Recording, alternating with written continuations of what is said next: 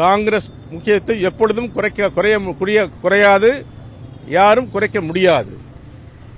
அன்னை இந்திரா காந்தி காலத்தில், பண்டித நேரு காலத்தில், தலைவர் ராஜீவ்காந்தி காலத்தில், அன்னை சோனியா காந்தி காலத்தில், தலைவர் எங்களுடைய இளந்தலைவர் எதிர்க்கட்சித் தலைவர் இருக்கிற ராகுல் காந்தி மிக சிறப்பாக இந்தியாவில் பணியாற்றிக் கொண்டிருக்கிறார். ராகுல் காந்தியுடைய கேள்விகளுக்கு பிரதமரால் பதில் சொல்ல முடியவில்லை. நாங்கள் உண்மையை பேசுகிறோம், பிஜேபி பொய்மையை பேசுகிறது. விரைவில் மக்கள் அதை உணர்வார்கள். எதிர்காலம் காங்கிரஸ் கையிலே வரும். தலைவர் ராகுல் காந்தி இந்தியாவுடைய பிரதமராக வருவார், இந்தியாவுக்கு நல்லாட்சி தருவார். காமராஜர் ஆட்சி என்பது கனவு.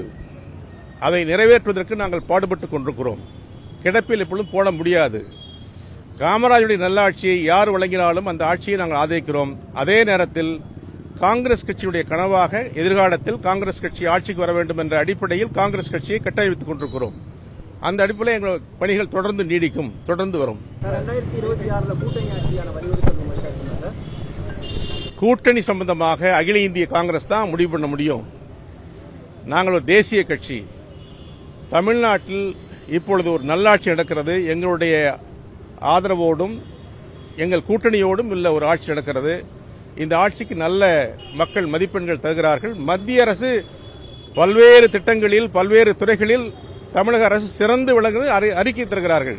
இதெல்லாம் நல்ல ஒரு வாய்ப்பு, தமிழ்நாட்டு மக்களுக்கு வாய்ப்பு. கடந்த அதிமுக ஆட்சியும் திராவிட முன்னேற்ற ஆட்சியை ஒப்பிட்டு பார்த்தால் உண்மை விளங்கும்.